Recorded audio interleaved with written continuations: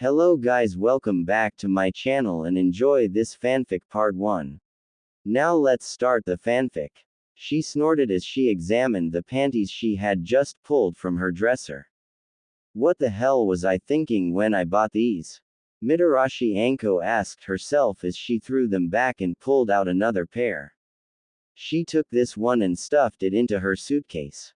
Despite what most people thought about her, this was unusual for her. Most of the time she liked things organized, but now she was only roughly slamming stuff in. To simply explain what the girl was feeling was near impossible. I, in my limited sense, have tried to fathom what she was experiencing as best I could. However, I can simplify it in this sense: she had had enough. For over 11 years she had endured unwanted or undeserved stares and questions about what she was doing, and despite her best failed attempts, who she was doing it with. She's the only one who was with him so much. They shared a house, she couldn't have not known. There's no way a woman like her could become so strong naturally. Why was she gone for so long that one time? I heard that she helped him. Ibiki's been much more productive since she joined. What the hell was Sandame-sama thinking letting her go? These questions, not whispered, not screamed, but merely spoken, drew from her not only hope but seemingly her very life. It caused so many parts of her to hide, to slither into the dark bowels of her heart.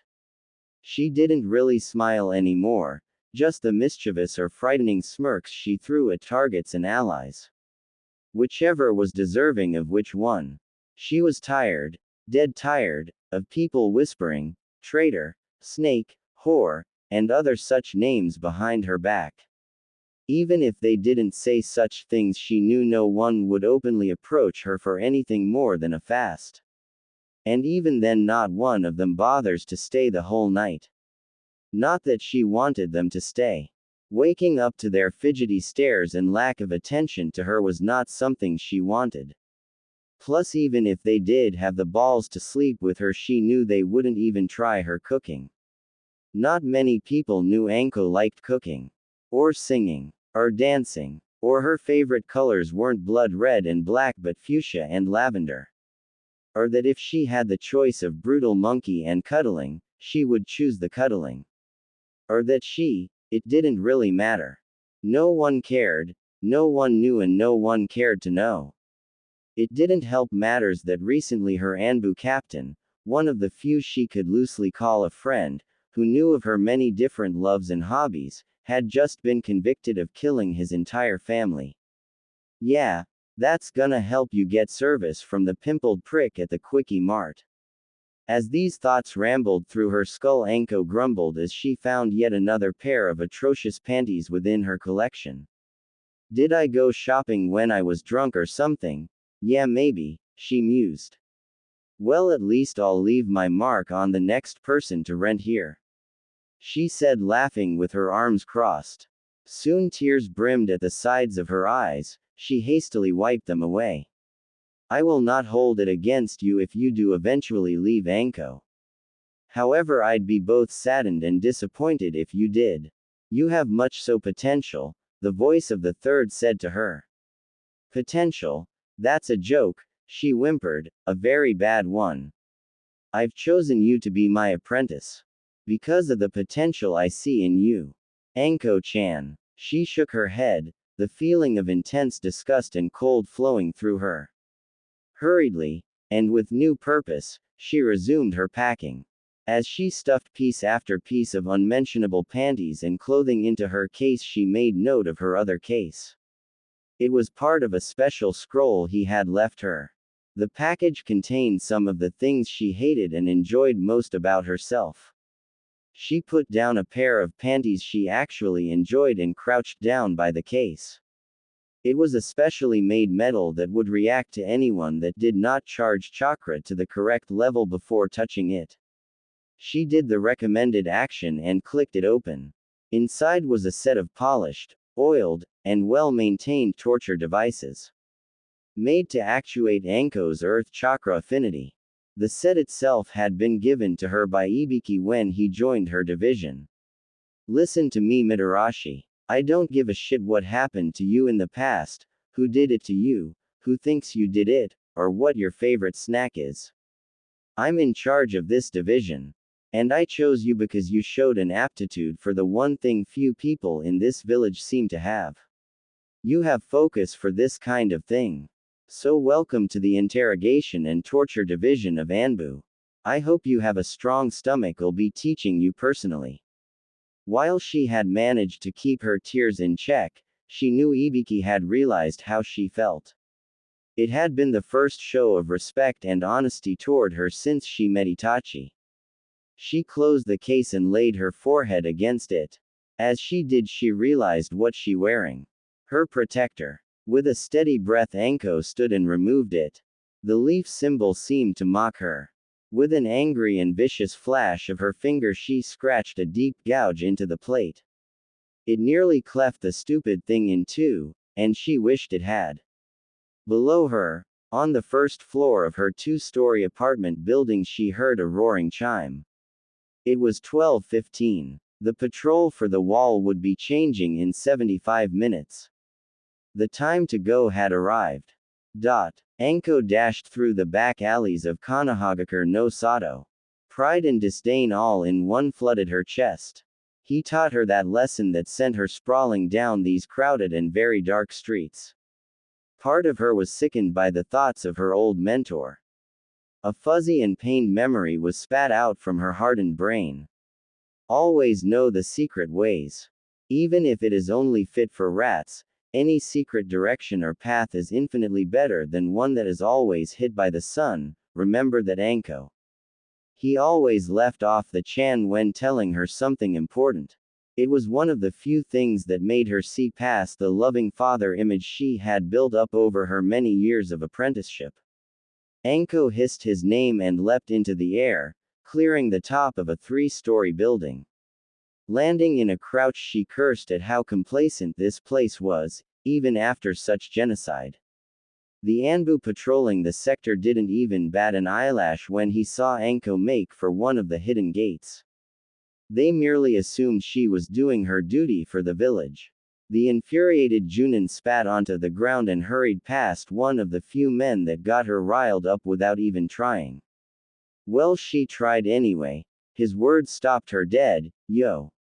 Where ya going, Anko? She contemplated running, but she realized trying to get away from Hitaki Kakashi when he was interested, no matter what book his face was in, was impossible. Mission. During shift change. Yeah. With no headband. Yeah. Really. The lazy ninja was leaning against a water tower support beam. Anko cursed as she stood at the edge of the same building. The gate was merely 50 meters away. It might have been a million with Kakashi next to her. His beady black eye continued to scan his book. I have to say, even for you this is pretty ballsy, he said as he turned a page. Anko glared at him. What do you know about me? She felt his eyes, or one of them at least, on her. None of the good stuff at least. I would like to say I knew you were a stronger person than to leave your home and keep your comrades are all you need. Bullshit to yourself, Hitaki. I don't have any comrades here anymore, he said just loud enough for her to hear. The purple-headed Kunoichi stiffened. You aren't helping your cause, she hissed. He mused at how cute she looked when she had a killing intent in her eye. Yeah, but you were going to leave no matter what, the third said, right? So might as well go.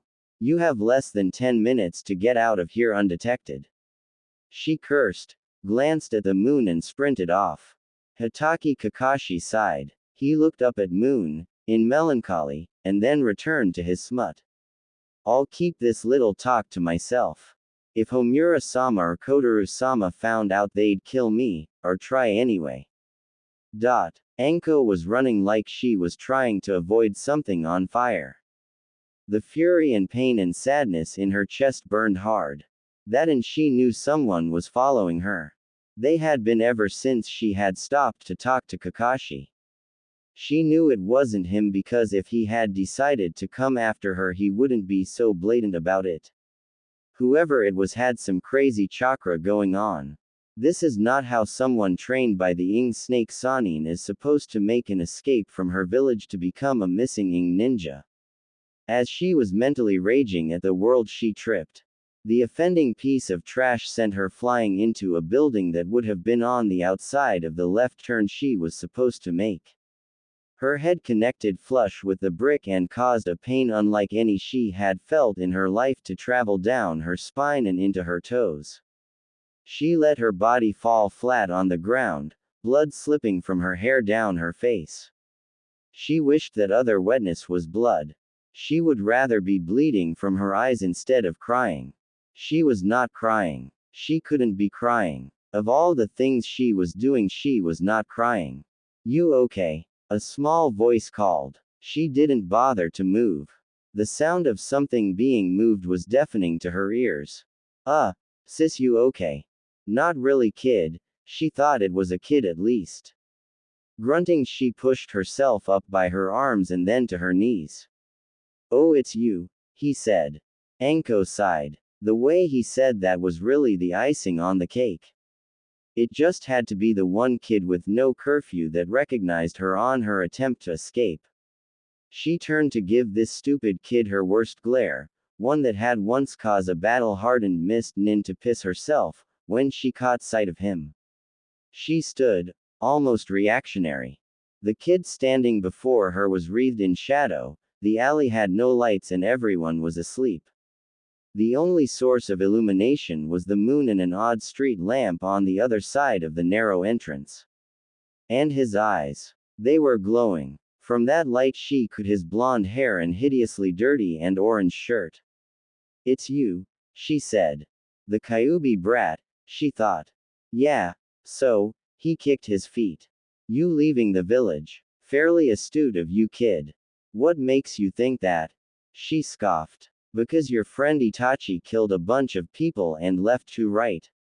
Anko started. Her head made a swinging motion. She had been about to leave this kid. And now he drops something like that. What? How do you? He scratched the back of his head. The Uchiha never liked me. They always arrested me and took me to the old man if I got too close to a paint or a prank store. One little gag like the time I put some itching powder on their uniforms and they go crazy. Well, anyway, I always saw the two of you around. I used to follow you. Anko felt a flush creep to her cheeks. She remembered 1 or 2 times she had tried to seduce her younger captain. Why? He was silent for a few minutes, a few precious minutes. Why, kid? Because you two were the only ones like me. He finally relented. You. Everyone hates you too. They look at you like you did something wrong. You always do stuff for the village. I see you all the time, bleeding and needing help, but the guards never call for meds. Now if the Uchiha guy ever stubbed his toe, they'd make sure the hospital was cleared out. But he hated it. They didn't like him, his clan. And I think the only reason I was scared to talk to you guys was because we're the same. But the one thing that made us different was that you guys know why other people hate you. And I only get to guess. Anko gaped at the boy. He had just described something that made her blood run cold. It was like looking at herself so long ago. Just after being abandoned by him. What? She gulped. What is your name, kid? He looked up at her. She took in a sharp breath. His eyes had become slits, like a cat's. Uzumaki Naruto. Why are you out here so late, kid? He looked at the ground and kicked his feet again. The old lady at the orphanage told me to stop doing that. She tells me every night, but I don't know what I did.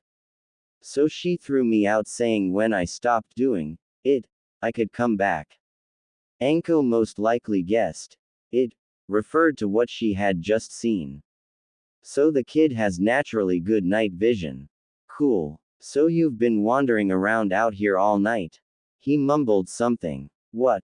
All week. I try to go back every night, but she just keeps hitting me with that stick thing. Anko felt a little bit of the hatred for him move to this old lady at the orphanage. What kind of sick bitch leaves a kid out all alone for a week? The kind of woman who doesn't see a kid, but a demon. So, kid. He looked at her. His gaze, just slightly on the intense side, made Anko blush. She rubbed the back of her head. Do you want to have somewhere warm to sleep tonight? He started and took a step back from her. Are you like that guy? What guy? His voice became dangerous suddenly. The one who took my shoes and clothes. Anko bristled. What? Naruto was more taken aback by her anger than anything else. Some prick took your clothes. What did he do to you? He relaxed, but not completely. Nothing. I threw a shuriken I stole from one of the Uchiha guys when they left me in the waiting room one day. I hid it in my leggings. He tried to touch me but I cut off his fingers with it before I threw it. He's got a scar on his neck now. Anko felt something odd take hold of her. Was he a ninja? Naruto furrowed his forehead in thought. I don't think so. I always saw him in the village with carts full of stuff. Boxes and bundles. While a part of her was relieved at this revelation, another part of her seemed to become odder and odder. So, carts and storage materials. He's most likely a porter that serves the merchants of the village. Do you remember where he lives? She asked softly. Naruto became tense again. Why? Anko crouched down and removed the special metal case. She opened it and revealed one of the more viscous-looking instruments. Because I hate people who mess with kids. Especially kids like me. Naruto looked at her. Something in his mind told him this woman was dangerous. She was a friend of the guy who killed all those Uchiha. But the Uchiha people had always hurt him. And that Itachi guy would always give him ice cream if he was with his little brother. So if the dead Uchiha were mean, but were considered the good guys, and the living Uchiha was nice, but was considered the bad guy, then did that mean? Naruto shook the complicated thoughts out of his head. There had been a few close calls with guys like the one this woman had heard of. Once or twice, he hadn't gotten away as scot-free as he just explained. And a few had started when people asked him if he wanted help. But this was different. They had tried to be nice to him. She was being, well, mean. She didn't want him to like her. And from what he gathered, she didn't really want him to trust her that much either. The other people, men and women, had all been too trusting. It had caused many to lose fingers and toes to Naruto's teeth when he realized what was going on. What are you going to do to him? Anko's eyes, which were now gleaming in the soft and almost vacant light of the alley, swiveled to him. I'm gonna do what he was gonna do to you. But I'll make sure it hurts. Hurts bad. Because that's what I do, kid. I punish people who break the laws. And messing with you is a big law. Naruto looked back at the ground. If you keep the laws, why are you running away? Anko seemed to be knocked out of her revelry. She snorted. Well, at first it was because I hated people looking at me and treating me like a snake about to strike. Like, you were about to kill them. But when they found out you either wouldn't or couldn't, they begin to be mean. Hurt you. Make fun of you. Show you how worthless you are. He finished for her. Yeah. She sighed. She still held the shiny thing in her hand. Naruto kinda liked how it was really bright even in the darkness. How? His small body began to shake. How can I trust you? It wasn't always guys who tried to touch me. Girls did it too. Anko snapped her case shut and stood. She tossed it to him and it skidded to a halt at his feet. Carry that. Only touch the handle. If you don't, you'll get shocked. She walked past him and headed back to the street. You didn't answer me, he screamed. How can I trust you if you were his friend? Anko stopped and looked at him over her shoulder. He waited a moment before turning. His eyes widened as he saw Mitarashi Anko with a halo of light around her face. But instead of becoming angelic, she became demonic. Her eyes were two deep, muddy pools. He saw the same beasts of torment slipping in and out of them, flowing from eye to eye. Because kid, she said just loud enough for him. You just can. Uzumaki Naruto blinked. She stepped back into the street and took a deep breath before she began to tap her foot. Another quick glance behind her and he realized she was waiting on him. No one had ever waited for him. No one. You just can. And for the first time in his depressingly sad life, Uzumaki Naruto could trust what an adult said completely. The darkness of the man's home was like a stench. It was everywhere and hard to pinpoint. The man was currently lying sprawled out on a dirty mattress. It was covered in different kinds of filth, all of the human variety. Beside him was what Mitarashi Anko could only describe as the poster girl for jailbait. She was a young and, at one time anyway, pretty thing with soft brown hair and full pouty lips. But her pretty face had become gaunt. Her flesh, stretched taut over her bones, was tan and marked by the different kinds of evil humans could perpetuate. The hair was filled with such levels of whatever she had put her head near it was stained black. The man himself was bigger than she would have thought the kid could escape from on his own. He had the upper body and leg strength of a lifelong porter and the shaved head to match. She scanned his topless body quickly, finding the abundance of muscle sickening, and locked onto the scar. He was also missing the leftmost two fingers on his left hand. The stubs twitched ever so slightly in his sleep. Anko drew from her long and tattered trench coat a syringe. She filled it halfway with a special drug of her own choosing and forced the needle into the girl's throat. Her eyes shot open immediately. She tried to move but only succeeded in whimpering. Anko replaced that syringe with a specially prepared one.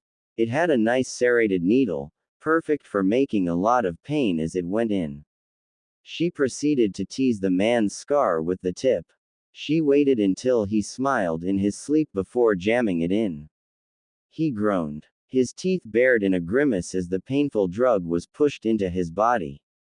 His eyes scanned the room and found her, over him, with a shit-eating grin on her face. Heya, I'm Anko. Junin. Wanna hear a funny story? She asked. I was just about to leave this village. Become a missing ninja and all that. When I met this kid, who just so happened to have almost been molested by a guy who looks a whole lot like you. And well, if you don't know who I am then you're too far out of the loop to care. But I'm Orochimaru's old apprentice. Fear and recognition floated over his pupils. Ah, so you know my stance on child abuse. Well, that's why your little tart got the regular paralysis drug and you got the drug that dulls movement, not pain.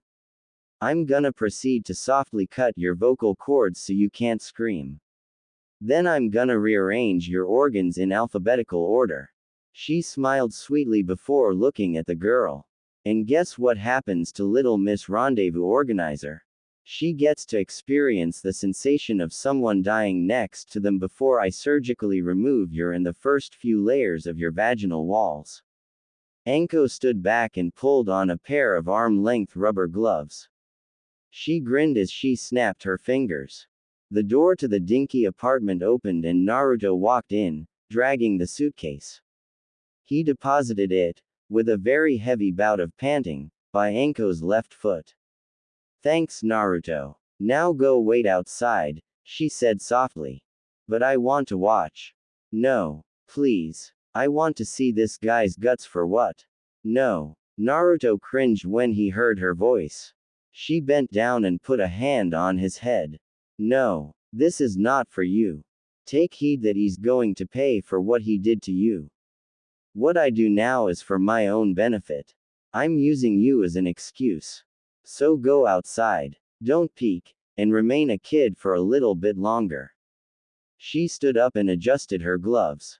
Go, Naruto. He stayed at her side for a minute before doing as she told.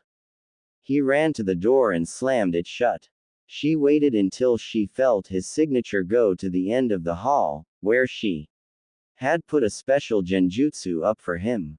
No one entering or leaving this floor would see him, and any ninja who did sense the illusion would think it was a fellow ninja in another room. Well, now to work. She bent down, retrieved the case, and set it next to the man. With a flick of her thumbs it was open. Have a horrible last night, you sick. Because this is the last night anyone messes with Uzumaki Naruto. Anko exited the apartment several hours later. Her face and chest were splattered with blood. She released the genjutsu around Naruto and looked at him. His eyes were a bit wide, but he didn't seem to care she was bloody. He stood up and tentatively held out his hand. Anko looked at it and smiled. She took it in hers and led him down the stairs to the street. The night air was still dark, still cold. But it held something new. It held just a tiny hint of hope. This little statement and others like it have caused everything from a mere increase of fines and taxes to genocide and torture. But sadly enough, it is true. In a world where warriors who master the deadly and ancient arts of killing, justice is scarce. In fact, the lone man standing in the crisp morning air in the middle of the street rarely believed it existed anymore. This single man once thought that justice was dead. However, he had seen it as not by a mere logical conclusion. Justice is the balance of a decent act against an indecent one. The act of betraying and harming a child is indecent. The act of becoming a guardian of your home and your neighbors is a decent act. Therefore, Mitarashi Anko, for a short time anyway, had been an embodiment of justice to this man. But alas, he cried suddenly, causing some in their beds to shudder violently with memories of a certain martial arts master. She leaves us in the night. He unleashed one of the quirks that only Anko knew of. Taking a small embroidered handkerchief from his pocket, Morino Ibiki wiped the tears from his eyes. I should have known. This town was so hard on her when she just wanted to be accepted. He whimpered and shook his shoulders, holding back his tears. Few people know Mitarashi Anko loves to cook, sing, and dance. These few people also know one interesting fact. Morino Ibiki is the biggest, most emotional sap in Konoha. Hands down. Guy cannot even touch this man. Believe it. Well, at least I can deter them from making a direct execution on site order by removing any potentially misleading things from her home. I hope she kept the torture implements with her though. They were a gift after all. The still emotional Ibiki took out his ring of keys and selected the extra Anko had given him after her third attempt to drown her sorrows in hard alcohol. It was also when Ibiki proposed 19 to be the legal limit for ninja in the service to Konoha from the original 16. At least at 19 young girls wouldn't still be whining about their periods. He hoped. Entering Anko's home was continuously a shock to Ibiki. He knew Anko's favorite color was lavender, but still. Few men, even those with persuasion of a masculine nature or otherwise, can handle so much damn purple. At once his innate senses felt two presences in the house. From his memory of the layout, it had to be Anko's bedroom and guest room. He put his hands in his pocket and opened the small fabric compartments that held his special poison Senbon. Strolling quite calmly, Ibiki started to ascend the top flight of stairs. When he reached the top, the rush of water and creak of a door alerted Ibiki to his immediate right, where Naruto struggled to leave the bathroom. Why does every glass of milk I drink do this to M? He stopped dead as he saw Ibiki. Ibiki himself was flabbergasted. The Kyuubi kid. In Anko's house. This does not add up. What are you doing here? He asked. Naruto's eye twitched. Normally, any unknown presence in his current residence would trigger a panic attack and flight reaction. However, he had Anko now. Home Inavsion. He screamed as he took off straight for Anko's room. Ibiki blinked once more and pinched the bridge of his nose. What is going on? He turned to follow just as Naruto kicked open Anko's door and leapt into his new friend's bed. Anko's groggy face appeared, but not before Naruto's flying body tackled her, knocking the wind out of her and causing her head to connect to the wall. Naruto, she snarled. Why are you jumping around my damn house, you little brat? I scared him, Ibiki answered. He waved to his young protege from her doorway. And you have surprised me, Anko. Ah, Ibiki, nice to see ya again, boss. Naruto, who had been momentarily knocked unconscious by Anko's abs and then the floor, suddenly sat up. Home invasion. Ibiki sipped his tea slowly. It was a bit much to take in. Naruto was busy experiencing Saturday morning cartoons for the first time in his life. Random cries of, spin on, and, who the hell do you think I am? Echoed from the living room just next to Anko's small kitchen. Anko herself was gazing in his direction, her eyes showing a somewhat maternal vigilance. So, that murder was yours, Ibiki stated deliberately. It wasn't murder, Anko retorted. His lack of blood is what killed him. I merely helped him drain it. It was assisted suicide if anything. But why the girl? Anko's hands tightened their grip on her own teacup. She tricked Naruto into coming with her. She was gonna use him to replace herself. I see. He took another, slightly longer sip. Sad business. I always believed the sections near the gate to be a bit less desirable than those away from it for a reason. You have no idea. From the next room, pierce the heavens. Ibiki smiled. He sounds happy. He's discovered Dango, how can he not be? Anko asked with a small smile. I'll have to report this, you know. Why? Ibiki responded, his face showing complete disbelief. You all but abducted a child with no claim to him and committed 2 unsanctioned murders. Anko's eyes turned to Ibiki. His own clouded over to avoid being read by his apprentice. In her orbs he saw the dark feelings she hid most of her life after the incident with her former master. A kind of slithering hatred for all like him. I already submitted my report on the deaths. I stated. Justified interrogation related, as reason for execution. Justified. No one messes with Uzumaki Naruto, no one. That's the law in essence. Ibiki nodded. So wouldn't attempted rape, torture, and forced imprisonment count as messing? I see your point. So you interrogated them for what exactly? Information on any other children? Ease it up. I got about 4 or 5. I put that in the report too, she explained as she stood to pour herself another cup. Ibiki's sense of justice ticked slightly within his head. Interesting point. I assume the Hokage has heard about this.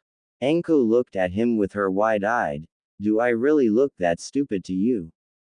Glare she had. I turned in the file myself early this morning. Ibiki balked. What? And of course, that was when Anbu came calling.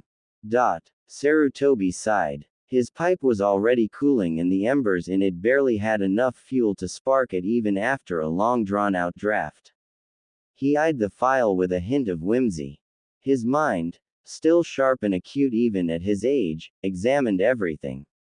Even with only 17 photos from the scene and a minor report from the perpetrating ninja, he already knew what had occurred and how severe the punishment should be.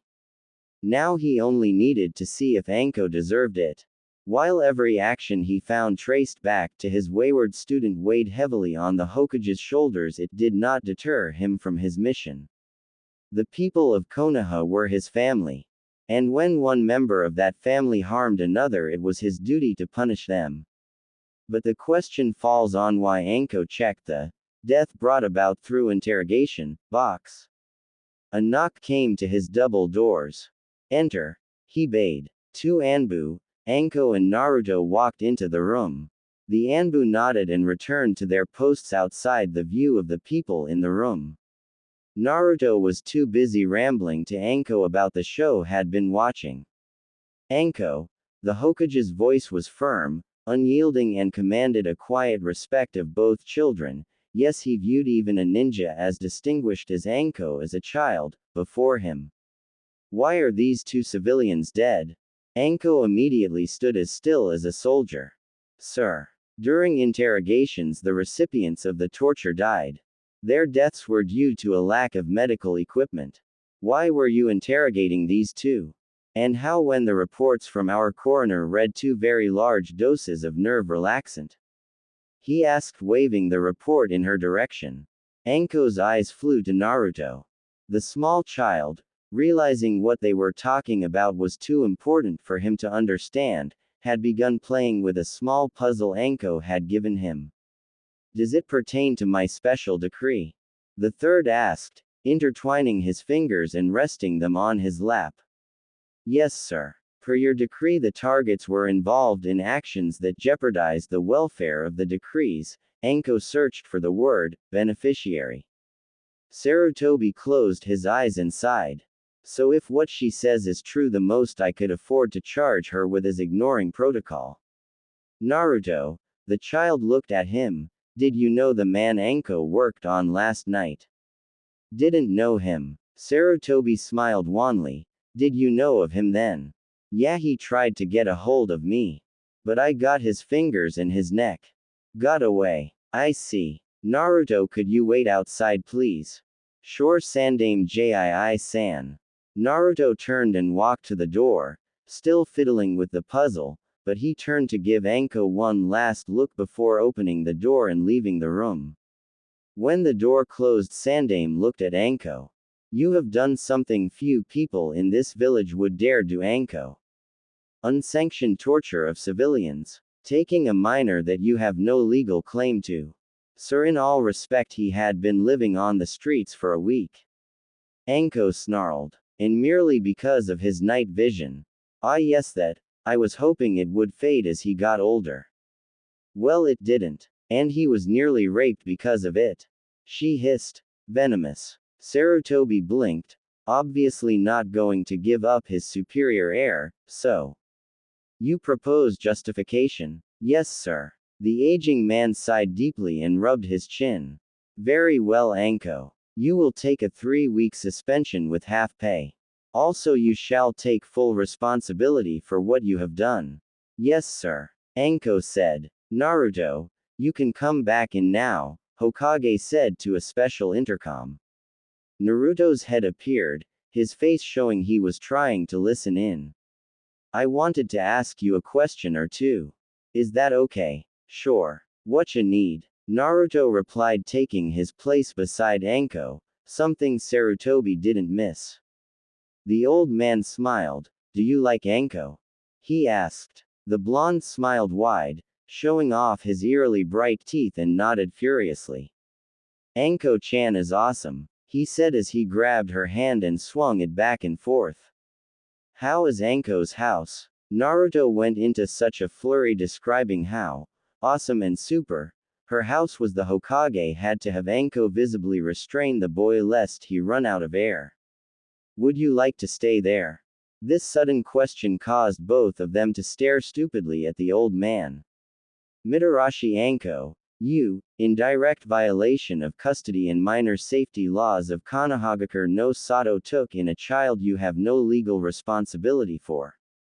As punishment, you shall spend the next 3 weeks acclimating yourself and your home to the standards all shinobi guardians must adhere to. He held out a small pamphlet containing the safety standards of a ninja's home. Anko blinked and took the papers, surprised. Does that mean, yes, Uzumaki Naruto is now under the official care and guidance of one Mitarashi Anko? The old ninja said, smiling widely.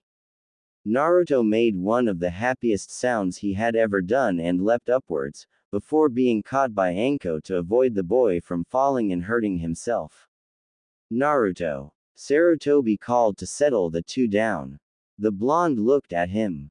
You will be Anko's ward. As such, you will obey and listen to her as if she was me, do you understand?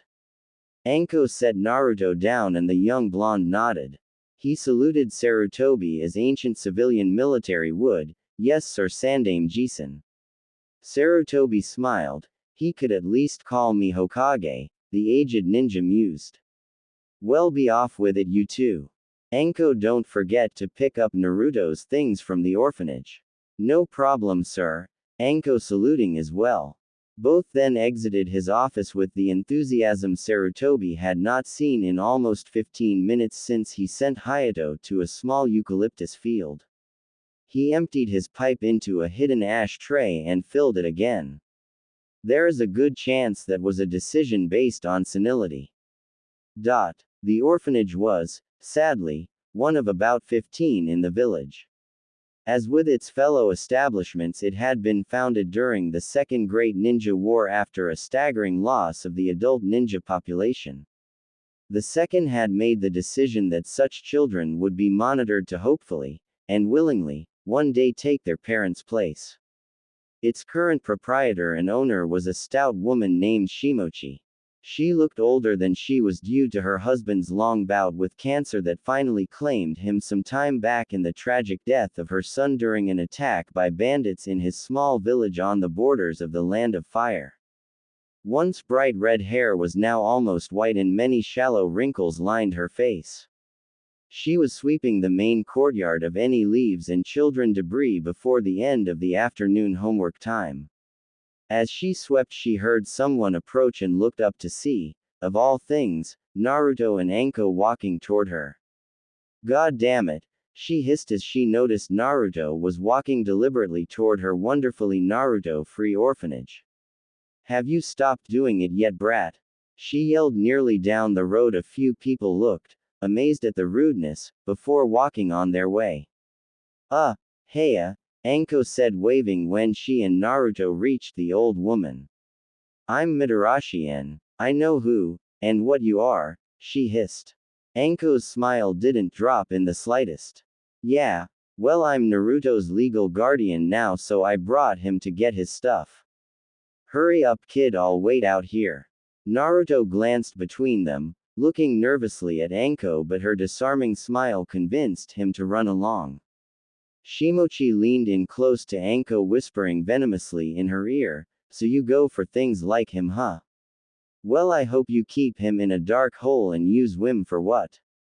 Anko kept smiling and nodding until she saw Naruto enter the house.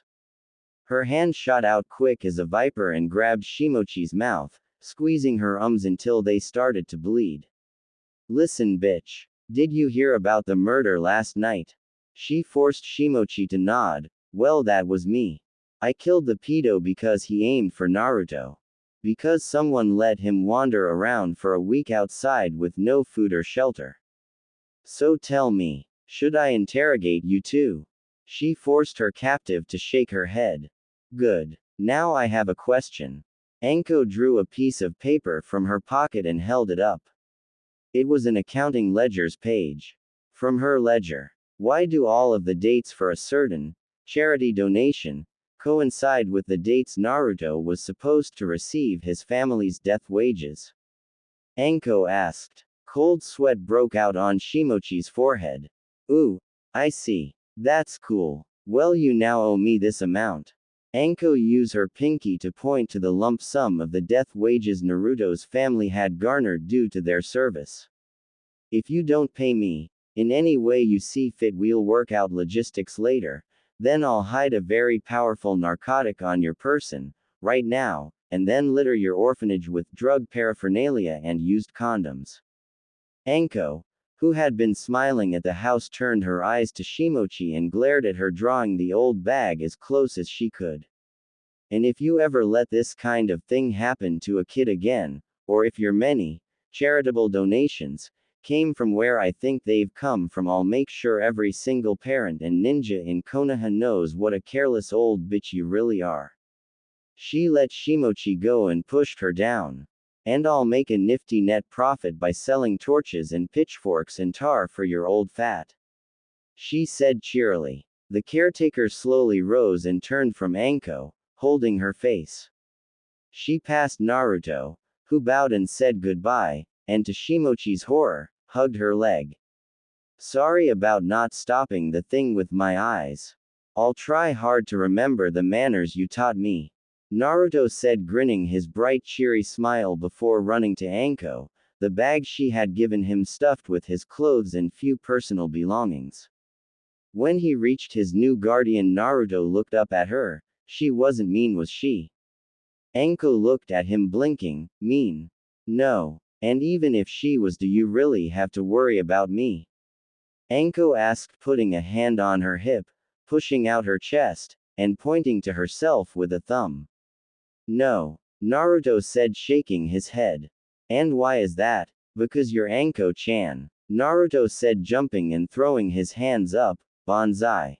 Anko snapped her fingers and caught him, hauling him and his bag over her shoulder like wheat. Right. Now let's get some dango, I'm starving. Ah. Can't we stop by Ichiraku's? I want you to meet Ayame-chan. She's really nice, she always gives me a kiss on the cheek. Naruto's rolled on Anko's shoulder so her could sit up. If you're nice to her, she make even kiss you. Anko rolled her eyes. Kid, when you get older that will be your fondest memory. Why do you say that? Iruka looked over the results of the various tests his class had just finished taking. So far they had done very well. He began to read off the names. Those that had passed walked down to his desk and took one of their prized headbands. Slowly as the names reached the S's, Naruto began to fidget. He tugged at the sleeves of his orange jacket with his thumbs and forefingers, a nervous habit Ibiki had yet to wipe from his subconscious. His mouth went dry as he heard Ushida. I did not fail. I did not fail. Of all the things I did today, I did not fail, I hope. Uzumaki Naruto. Iruka called. Naruto stood straight like a board and walked rigidly down the stairs. Way to go. Dead last in the order and the test. Come on, why even pretend, Naruto? You might as well walk out the door. 5-1 he shits himself. If you run home crying, tell your big sis I was supportive of your pain. Naruto stood before his teacher, sweat collecting on his temples and under his arms.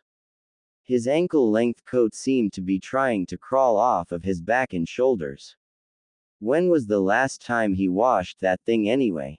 He heard Ino lament. At least pick another color, God. As per your test results, above average in ranged weaponry skills.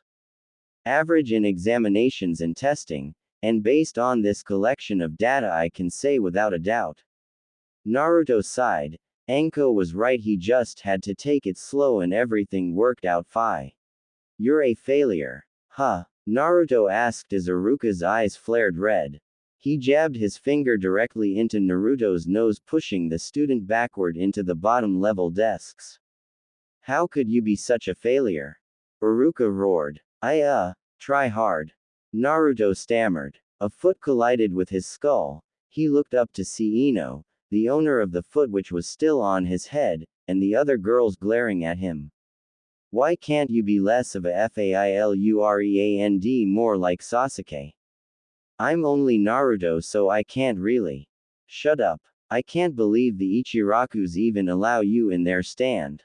Iruka continued to yell, biting his clipboard in half and chewing it. We sure as hell won't, now that we know what a failure he is. Tsuki and Ayame screamed in unison as they entered the classroom. Soon every adult and child he knew was pointing and saying that damn word, again and again. But the worst came as Ibiki and Anko pushed through the crowd and faced him. Naruto. Oh, I remember this part from last time, the young blonde said as Anko lifted her hand.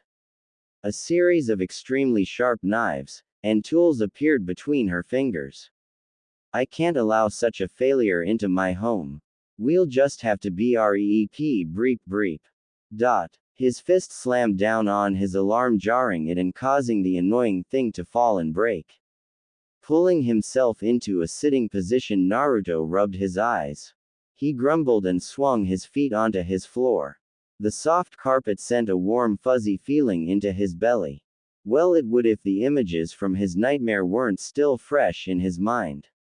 At least give me a wet dream on such a stressful day, geez. Downstairs in Anko's small kitchen, the named owner was making one of her ward's favorite meals. The sugary smell of the French toast wafted around the kitchen and mingled pleasantly with the scent of bacon and coffee. Ibiki sampled a cup as he read through Anko's paper, eyeing the sports scores for several local games of soccer and baseball. He's late getting up, Ibiki noted as he looked at the clock on the wall above the small dinette table. I changed the time his alarm would go off to give him a bit more rest, Anko explained as she flipped a rather large omelet onto a plate and covered it in cheese and ketchup. She placed it in front of Ibiki, who thanked her, folded his paper and prepared to eat. Anko smacked his hands with a wooden spoon. No one eats before me at my table, got it? Ibiki pouted and rubbed his hand. You didn't have to hit me, he whined. Like it really hurt Scarface, they heard from the small opening. Naruto stood, scratching his lower left side, and yawned. It will hurt more after I beat you for calling me Scarface again, Ibiki snorted. Naruto waved away the threat and gave Anko a good morning hug. She patted his head and pushed him in the direction of his seat. She gave him a glass of orange juice and a few pieces of both toast and bacon. Eat up, it will help start that slow brain of yours, Anko ordered as she sat down and started cutting into a 3-stack of pancakes. Naruto grunted and bit down hard on his fork. Anko's eye twitched as Naruto's stronger and sharper than average teeth made dents in her silverware. Aren't insults a form of child abuse? You may damage my fragile self-image. Naruto opined, making a melodramatic pose with his wrist against his forehead. Anko balanced her chin on her own wrist after she finished her latest furkful. You're stupid, ugly, and smell like wet fur on a good day, Anko deadpanned. Naruto made a dismissive sound and pouted as he stuffed bacon into his mouth, and it's crap like that that's gonna keep you from having grandkids. Ibiki sipped his coffee. No, that would be your atrocious habits and personal hygiene. I'm smelly now. Can't you think of something better? Naruto asked, honestly disappointed in his two favorite people. Normally he would have been in the middle of full-blown rage fit from their combined insulting ability. So, what's up with you two? I'm not spewing words I shouldn't know yet, he commented. Anko and Ibiki exchanged a glance before both of them set down their utensils and looked at Naruto. We have an important patient today. A high-ranking spy from the hidden mist. We may miss your test. Naruto started. His blue eyes went wide and looked at both intently. Anko and Ibiki immediately lost all traces of emotion as Naruto began to examine their expressions. Ibiki had only one tell. It was so minute and fast it took Naruto 2 years to notice it when Ibiki did it on purpose. Anko on the other hand had learned to transfer her tells to other parts of her body. This amazing mental control was the main reason she wore no bra. What man would examine Anko's hips or forearms for muscle spasms when her S were so blatantly exposed? Of course, this is a ninja village.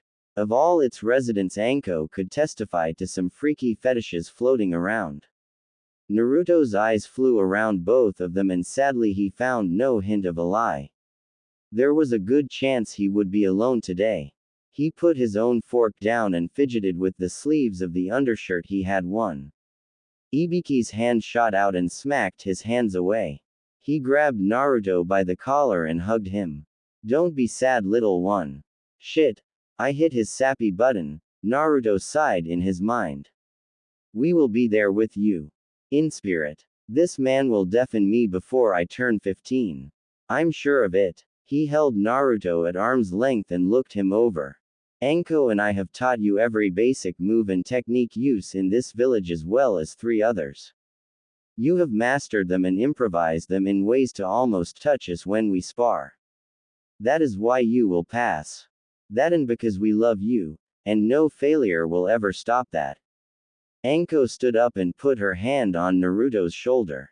That's right, Naruto. However, both she and Ibiki squeezed until Naruto winced visibly. If you do happen to fail miserably, my love for you will be expressed in intense and frightening pain until you pass, 1 year from today.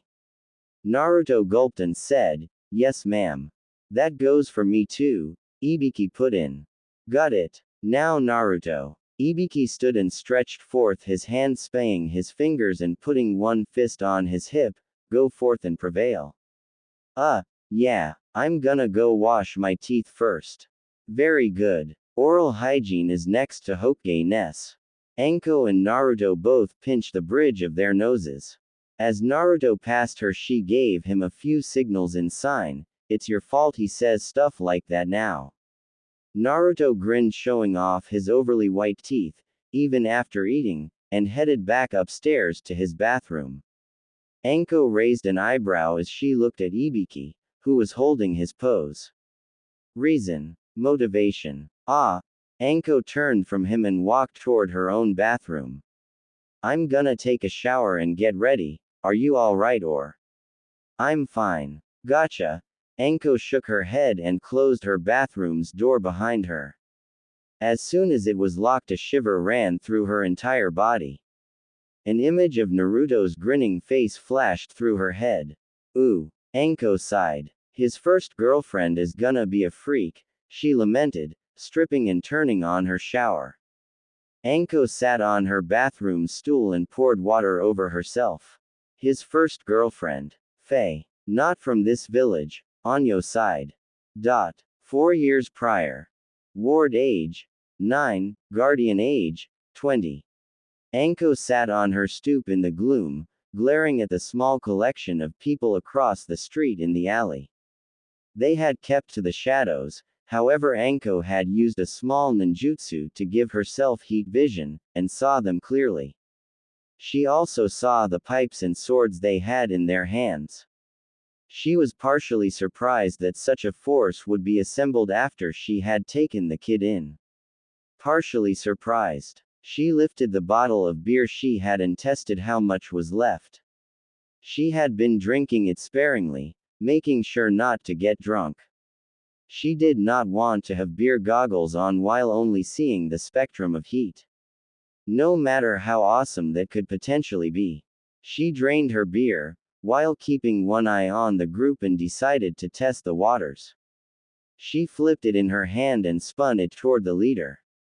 With a satisfying crunch, it crashed against his head and sent him tumbling to the ground. Snake bitch. Anko stood and cracked her knuckles. Come and get it, boys.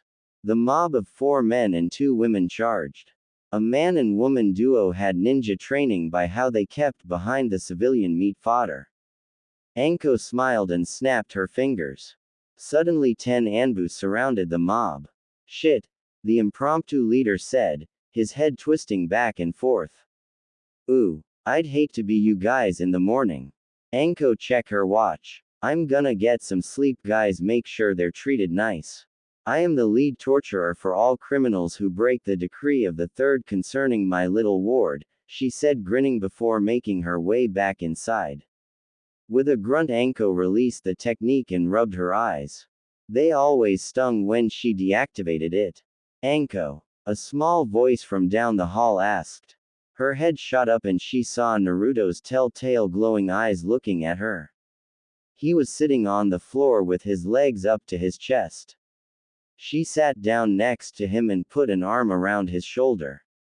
Why aren't you asleep? She asked. I had a bad dream and went to your bedroom. You were outside, so I just waited down here. Then I heard those people. Why do all the adults hate me and tell the kids to ignore me? He whispered, burying his face in his knees. Anko hugged him and put her chin on his head. Let's go to bed, Naruto. As she stood, she watched him for a few minutes before he followed.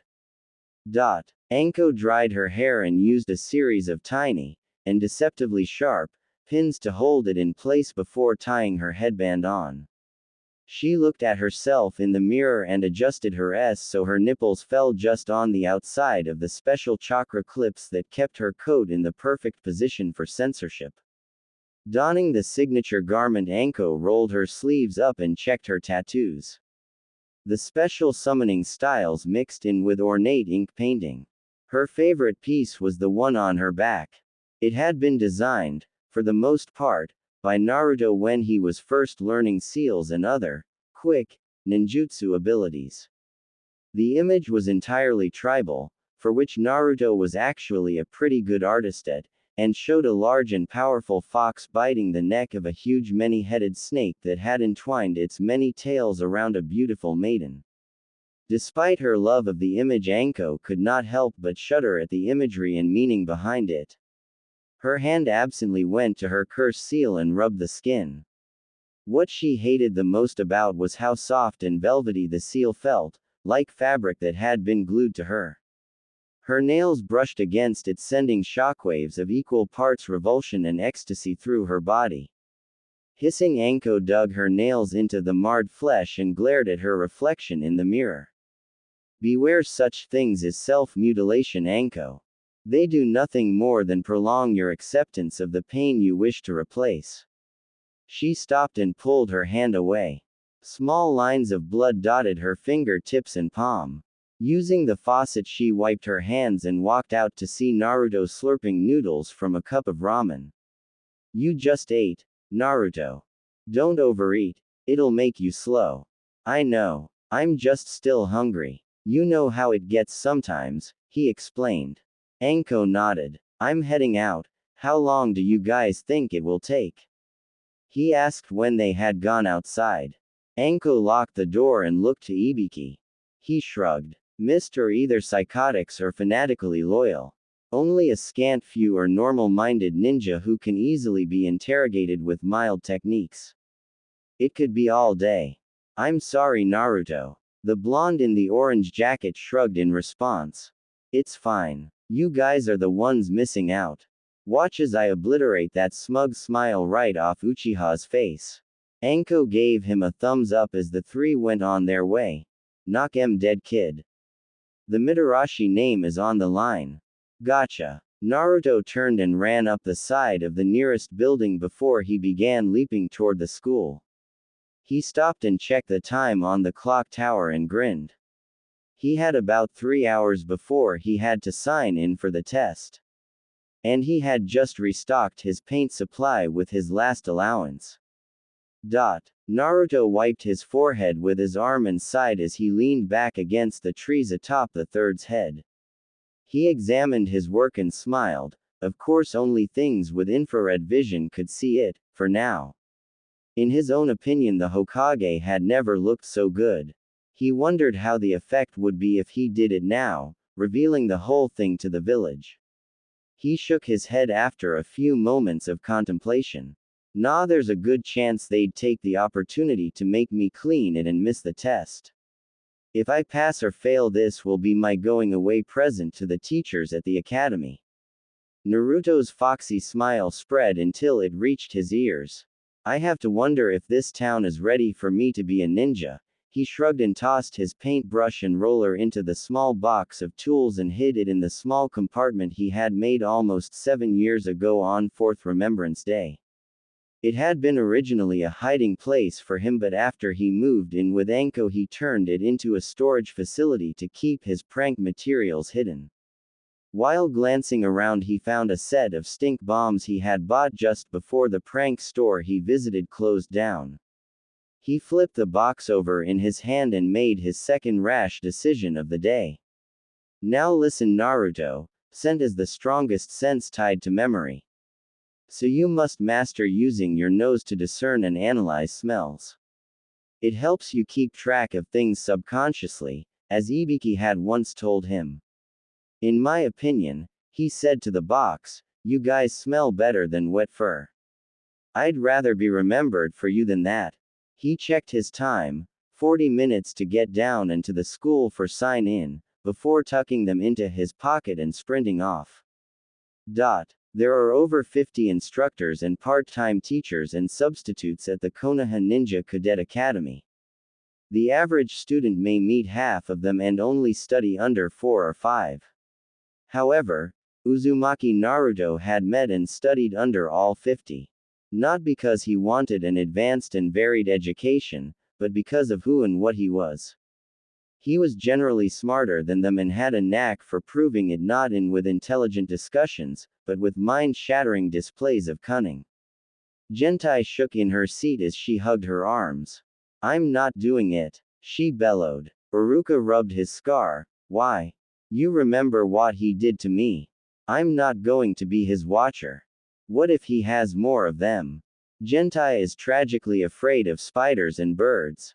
This fear is irrational and powerful, and the main reason she instructs instead of serves in the main force of ninja. Naruto made a fully functional bird, spider hybrid puppet and chased her with it after she gave him an F in foreign enemy studies. The original project he did was try to create a Kusa ninja disguise, which failed because the grasses and plants he needed did not grow in Konoha's forests. Despite using what he had, it should have been at least a C. So to spite her, he asked for another chance and studied up on Sunagakur chakra puppets. While his used regular strings, it was made using actual bird bones and real spider fangs from specimens Ibiki kept to test poisons on. The end result was Naruto had to be transferred because after he chased her, he claimed he could create another one from scratch at any time, and he would counter all prejudice from her with an army of the puppets. Uruka, who had been one of the many teachers who thought Gentai's hysterical run of doom to be hilarious, could not argue. All right, fine. Fuki-san. The long-haired man shook his head furiously. Hell, no. Why not? Uruka, it took 15 separate washings to get the smell of cats and mice out of my uniform. And in the end I still had animals chasing me for weeks. And it wasn't just one, it was all of them. He spread those pheromones like wildfire. Had to move out of my house because of him. Uruka's shoulders sank. The only good thing about this situation was they were admitting they would not be neutral watchers of Naruto's performance today in the test. Normally a single test of ninja techniques would be all that's required. However, with increased hostilities between their neighbors and rumors of powerful ninja organizations increasing, the Hokage had declared a fundamental change in the way testing was done. A complete exam of all aspects of the student. Physical ability, technique, and knowledge of ninja arts and lore were required. The test would be done one class at a time, each of the 30 students being watched by a single teacher who evaluates how they react to the different pressures and rigors of the test. Even a perfect score can be null and void if the child that gives it is too focused on the test and not on what he has learned. Conversely, a student who does poorly on the test, but shows strong character may still pass and become eligible for genin status. However, this all hinged on the child having a watcher. And the only student in Uruka's class yet to be assigned on was of course Uzumaki Naruto. Well, at least it's not because he's a demon, a real one anyway, Uruka mused as he looked at the 15 teachers available to watch his wayward student. Listen, I know you all have bad feelings toward Naruto because of his pranks, but we all know he's had a harder life than most. It doesn't help that woman he lives with encourages his behavior. A female substitute chimed in, her hands crossed over her perky S. Why do flat-chest women hate Anko more than normal? Uruka decided to think about that later on. Noted, but can you fault him? In many cases he had a legitimate reason for acting out. We all know it's difficult to get a single teacher or administrator's attention on such a subject, and we work for the system. How is a child supposed to react? A few wriggled in their seats, uncomfortable with being pegged as uncaring to the boy. It had taken quite a bit, but many realized he was far more than what the early years of his life had led many residents to believe he was. The mural in reverence to the fourth and third Hokage, showing both in their prime against their most noteworthy foes, Kobito Nizai of the stone for Sarutobi, and the 9 tails for the fourth, on the side of the school, was a testament to it. Not because it was abnormally beautiful or anything, it was actually fairly mediocre, it was just they hadn't figured out a way to wash it off yet. An aide in the back raised his hand. Fine. I'll do it. I'll watch Naruto, Mizuki called. Ah, good. Now that everything's set, we can finally go through the final checklist for the physical test course. Hojujin, I believe you had that. The named shinobi stood and addressed his colleagues on where to stand and observe their respective students. Mizuki, however, was no longer listening. His plans for the day were far different than anyone else's. Sakura grumbled softly as she stalked toward class. Her stomach was killing her. She had tried to eat something this morning, but the end effect was her body didn't want it and she nearly vomited it all up. She had already missed the deadline for the early exam a month ago and now had to take this exam and pass if she wanted to be in a ninja squad before the next year's graduates qualified. All in all, today was going to. And the person walking in front of her was not helping. Naruto was eating a very large piece of fried pork, and had pasted it with his own bottle of sauce. And it smelled damn delicious. He turned to regard her. Sure you don't want some, Sakura-chan? Anko's special meat sauce is the best. I even pour it into my ramen. Sakura's mouth would have watered if the idea of sauce and ramen didn't make her stomach churn. I'm sure, Naruto. I don't want anything she made. Sakura didn't catch the slight twitch of Naruto's left eyebrow as he turned to face forward. A sudden smacking sound alerted her to the way he began to ravenously eat the pork. Why are you even walking this way? You live on the other side of the academy. She grunted, shoulders drooping. Well, I had to speak to the old man and decided to stop by the ramen stand. Ichiraku Jii was trying out a new way to make pork before putting it in the ramen and asked if I wanted some, so I got a free piece. He said happily, his mouth full. Well, can't you take, I don't know, a different way? I'm downwind of you and that horrid coat of yours. Did you roll around in some mud puddle or something? It hasn't rained for weeks. And actually, I'm downwind of you and you need to start eating better, he retorted as he licked some sauce from his fingers. What? She snorted, stopping short. Naruto turned to regard her and ed on the stick he had used to hold his pork. You smell bad. It's because you don't eat enough or the right stuff, so when you fart it smells like nothing. Sakura's face turned bright red. I don't fart, she bellowed. The looks many turned to give her caused her whole body to turn red. I don't fart, she said in a softer tone. Yeah, you do. And they smell like nothing except minor intestinal bacteria. You need to eat more. Some of us can't afford to be pigs, Naruto. Yeah, but then again, some of us, remember, we're only 13. And it's not healthy to deny your body food when it's growing. This will cause your tits to stay small, you know that, right? He deadpanned. Sakura's red coloring from embarrassment suddenly changed to anger. She clenched her fist and flung it as hard as she could into Naruto's face.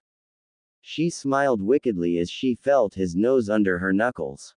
He fell backward, blood trickling from his nostrils and his eyes white. Go die, Naruto, she roared, walking by the prone form. After a few minutes the body became mud and sank into the ground. Arriving at the academy always caused mixed feelings to the young Haruno. She knew her mother was inside, her perfect size 7 mother with her amazing hair and blazing green eyes and dozens of awards for academic success. You want to be a ninja? What has gotten into you, Sakura? Why would you want to be a glorified killer? Is that what you really want? To kill people for a living? Why can't you want to help them like me and your father? Fine then, I'll sign it, but you better be as good as you think you can be. As good as I know you can be. Sakura clenched her fists and stormed inside toward her classroom, ignoring the waves and smiles from teachers. But when, while watching her feet and the image of punching her mother in the face just like she had to. Naruto, a female voice cried. Sakura looked up to see a certain pair of blondes running down the hall from behind her. Give it back. Ino screamed, her arms held out reaching for the end of Naruto's trailing coat. Finders keepers. You stole it from me. He laughed, showing off his vicious teeth, which always craped Sakura out, and waved a small piece of paper. Then you should have hidden it better. It was well hidden. Panties don't count as a hiding place for me. He stopped and whirled, causing her to skid and fall backward on her butt. Naruto bent forward and smiled. I always check the pretty ones there first. His simultaneous compliment and lewd admission had Ino stammering. Sakura snatched the picture from the unsuspecting mischief maker. God, I thought you would have learned after I decked you. She looked at it to see a picture of Ino, at a very young age, standing beside a female actress, or what appeared to be one. In truth, it was Muto Kenichi, a famous kabuki actor famed for his amazing portrayals of famous shinobi women. Ino tucked her legs under her and pushed off, spinning around Naruto and wrenching her picture back. With her rear to them, she lifted the end of her shirt and tucked it back into her leg wraps. These are special bindings for my waist. No panties, Naruto, she growled. He sauntered up to her and smiled, getting far too close. I love women who go commando. It's so, why, he hissed. Ino put her hand on his face and pushed him away. Nasty. Your breath smells like green peppers and beef. Sakura raised an eyebrow. She noticed that Naruto's nose was fine. Wait, weren't you eating pork? Sakura asked, pointing at him. Naruto looked at her with a wide-eyed stare, which he always did when caught in the act. Oh, he took on a contemplative look. Oh, that's right, you got the mud clone. Huh? Both girls asked. Well, Anko-chan taught it to me a while ago, but I could never hold it together over long distances, so I decided to see how far it could and sent it to Ichiraku's.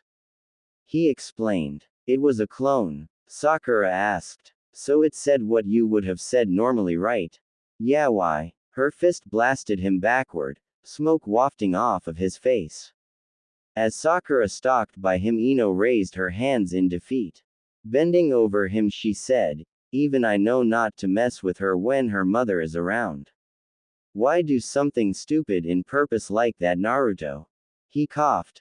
Just wanted to liven up the party. And, Ino. Yeah. Naruto gave her a lecherous smirk. Did your get bigger recently because they have a much better shaga? Ino stepped hard onto his face and used him as a stepping stone before following Sakura.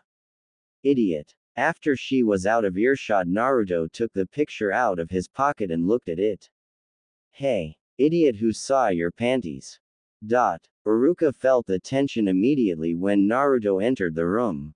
With a sickening crack, he readjusted his nose into place, was washing a boot print off of his face. Considering Sakura was rubbing a set of red and raw knuckles and Ino covered her chest with her arms as he walked in, he could only assume Naruto was up to his old tricks.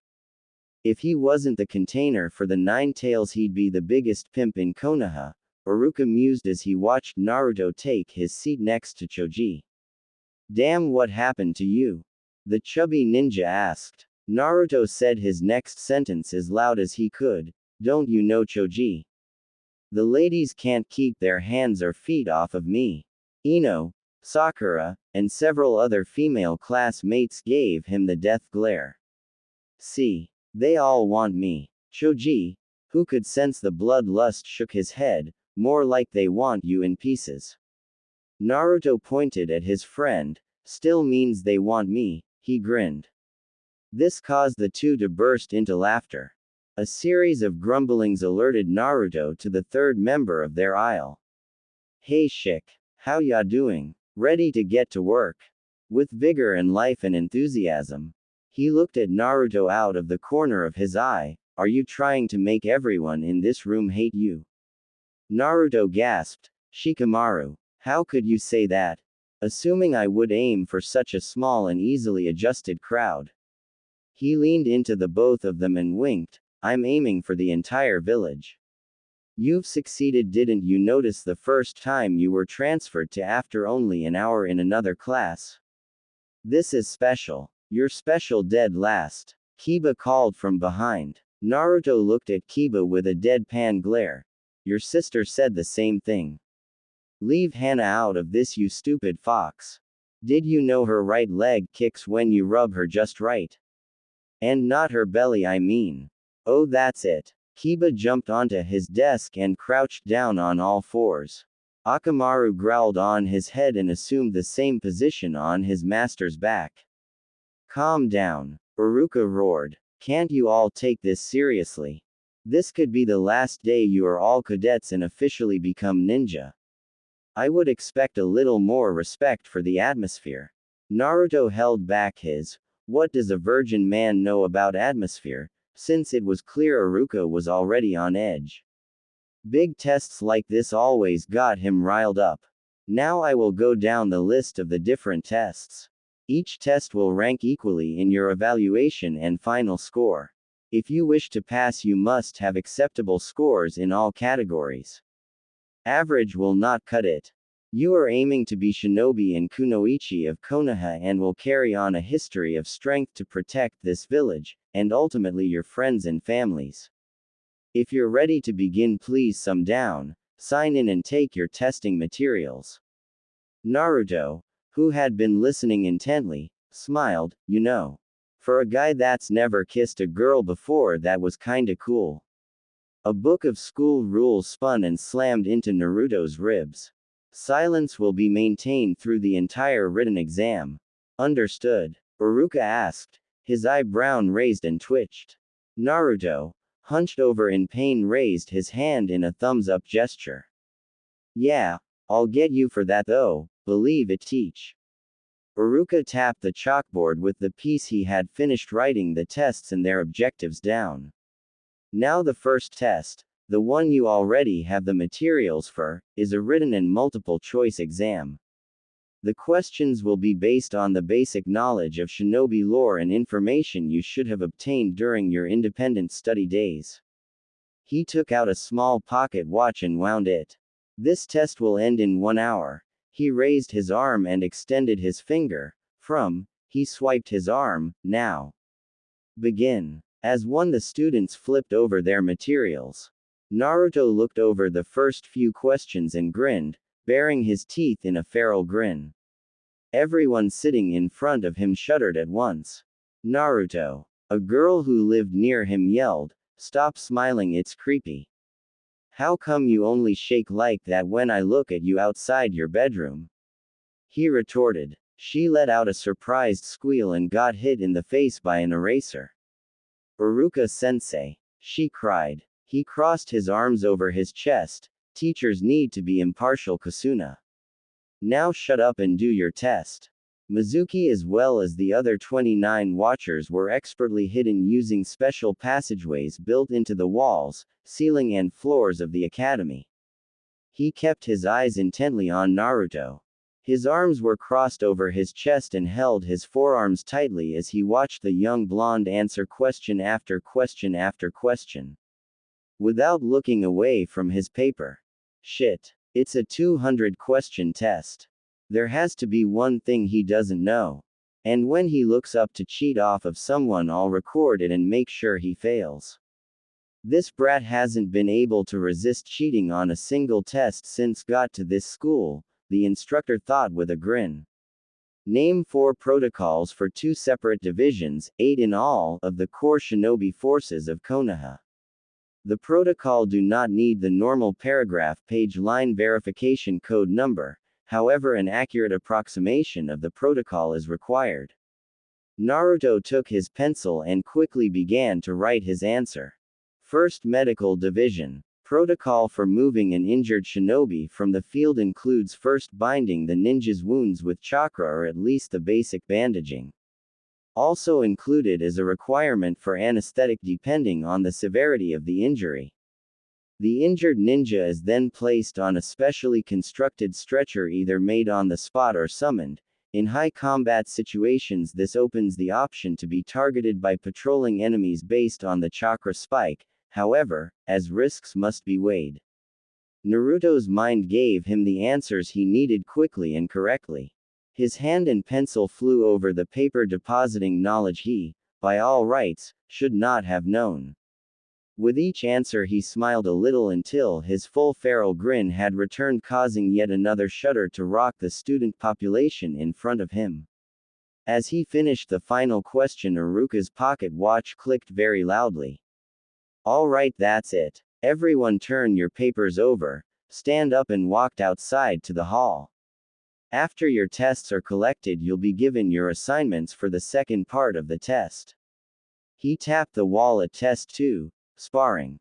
Naruto did as he was instructed, picked his coat up from his chair and whirled it on before sauntering down and out the door, an air of superiority and calm wafting from him. He sat down by a random door and watched the faces of his other classmates. Fail. Pass. Pass. Fail. Fail. Pass. Thought about porn. Thought about being in porn. Pass. Fail. Pass. Pass. Ooh. Here comes Uchiha-chan. Oh, that's a fail face if I ever saw one. And it looks like he didn't do too good on the test either. Man, that was a waste of time, Shikamaru moaned as he stood next to Naruto. Seriously. I mean, question 145, right? Yeah. If a comrade is wounded but the mission objective may still be completed, what are you required by law and duty to do? They asked in unison. The two slackers locked eyes, but not before a rather loud chip crunch made them look up. I failed big time. Most of that stuff was never in my independent studies. Choji sighed as he devoured a big handful. Naruto raised an eyebrow. But didn't your dad pave the way in rescue operations and survival courses? You should have aced it just by proxy. Yeah, but the other questions that had to deal with protocols and rules totally stumped me. He explained. Don't look so surprised, Naruto. Some of us don't live with a career interrogator who must know every rule and bylaw of the village to even qualify for her position, Shikamaru commented, rapping his knuckles on Naruto's skull. Good point. Sasuke-kun, how did you do? A series of female voices asked at once. The raven-haired kid grunted as he tried to get away from the majority of the female population of his class. Not least of which was the alpha and beta bitches of the pack, Ino and Sakura. Kiba walked over to the other three guys and snorted, did you know when the alpha male of a wolf pack ignores his bitches, they turn on him if they go into heat? He asked with a grin.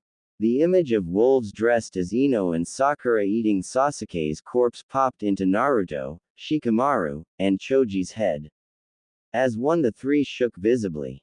They're so troublesome. What do they see in him anyway? Shikamaru asked. What does it matter? Emo King Uchiha only has one guy that can threaten his crown, and none of the sycophants that follow him will turn to the other heir, Kiba said, his grin spreading from ear to ear. Naruto raised an eyebrow. You talking about me, dog shit breath? He asked after tucking his arms behind his head. Kiba and Akamaru both growled while getting closer to Naruto's face, you know it. I know why you wear that coat and those long-sleeved shirts of yours even in the middle of summer. It's to hide the fact you cut you. Naruto's arms and body flowed into action. In one swift movement he had Kiba in an expert headlock with the dog boy's arms tucked tight behind his own shoulder blades. Naruto's blue eyes flashed purple. You got some balls saying I'd do something like that, Kiba. Shikamaru sighed and rubbed his eyes. Naruto let him go. Kiba talks shit. We all know that. Shikamaru took a lazy pose and Naruto felt the chakra surge just in time to avoid having his shadow grabbed by letting go of Kiba and dodging Shikamaru's shifting specter. Geez, Shik. It seems you want this sparring match to start off right. Naruto said, grinning. Maybe I do, Foxy. Shik replied, stretching out his left hand and pulling his right arm into his vest. What the hell are you guys doing? Ino called from where she was trying to hug Sasuke. Naruto, leave Shikamaru alone. I don't need you to defend me, Ino. Mind your own business, Shikamaru called back to her. What did you say, pineapple? She bellowed. Ino sauntered forward, bloodlust radiating from her like thunder. Naruto dropped his stance and swirled around Shikamaru to intercept the angry blonde. You should calm down yourself, beautiful. Who knows what might happen to that memento of yours if Shikamaru shows how good he is with kunai. Naruto said as he tapped Ino where he picture used to be. Scoffing, Ino smacked his hand away and rubbed the picture. To find it wasn't there. Her eyes turned a deep red and she cracked her knuckles. Alright, you little vulpine midget. Ino is currently half a head taller than Naruto. Where is my picture? Naruto bowed and tapped his coat pocket. Wear anything that shows you should be Ino, next to my heart where the heat of my life can keep it warm. Her fist spun out so fast Naruto almost forgot to dodge. He spun around her arm and pressed his back against her front and wiggled his shoulder blades.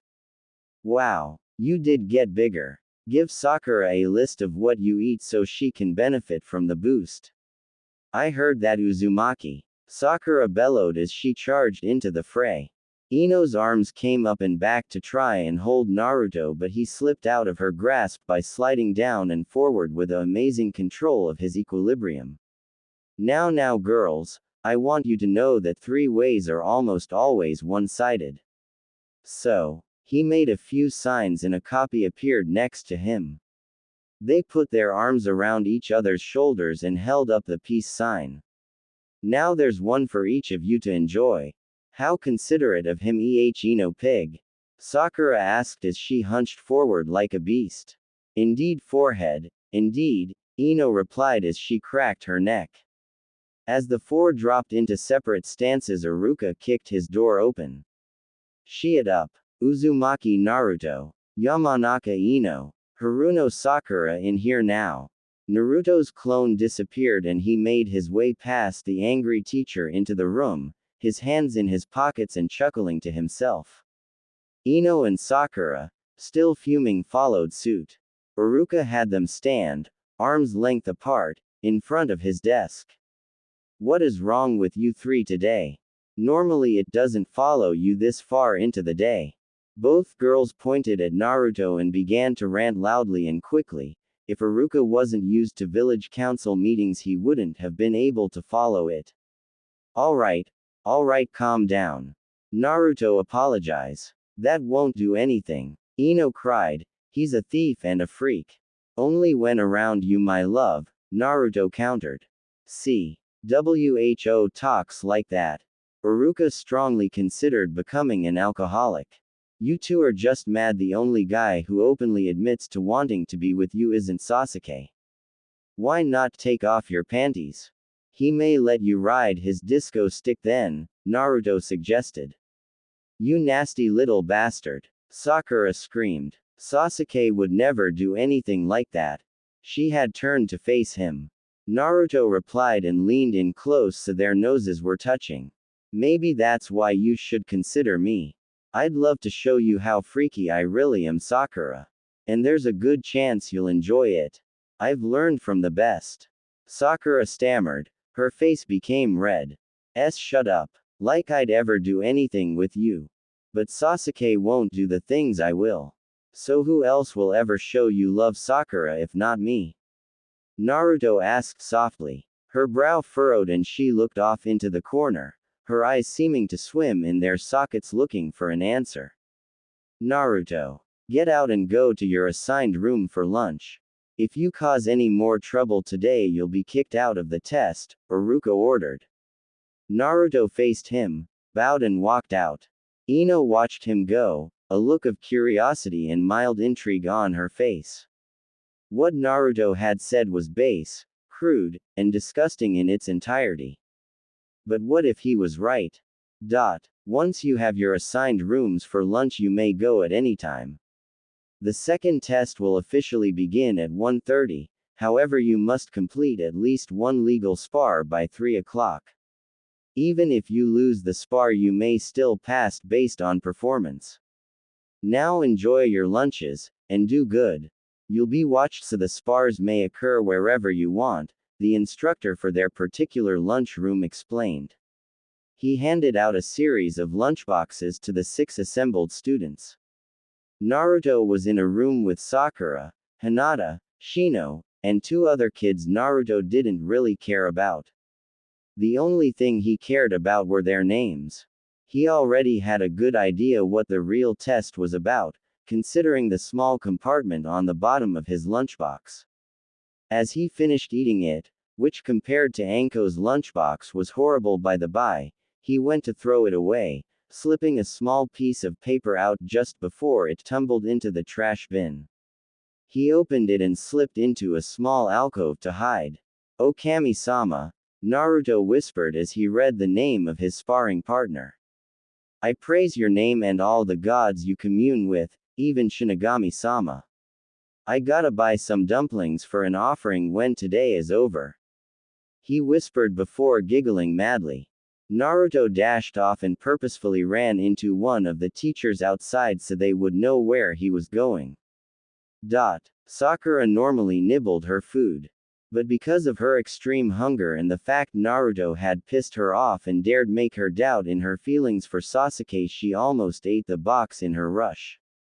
What made her stop was a tiny piece of paper stuck to the bottom inside a plastic sleeve. She swallowed and wiped her hands on a napkin before taking it out. Looking around, she opened it and saw the following note. Haruno Sakura. To complete your second test you must engage Uzumaki Naruto in a one-on-one spar. When either Uzumaki Naruto or you are rendered unconscious or unable to fight, the test is over. You need not win to pass. Remember, you must engage the spar before 3 o'clock for it to count, even if it takes longer than the allotted time.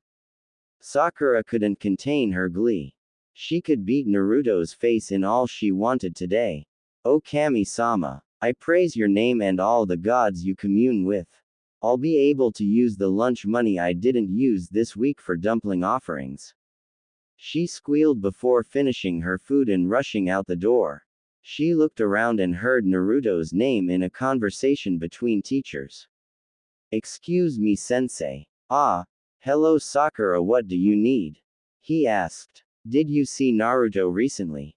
He grunted and nodded. "Yeah, he made a beeline for the sitting area in the park after he nearly bowled me over.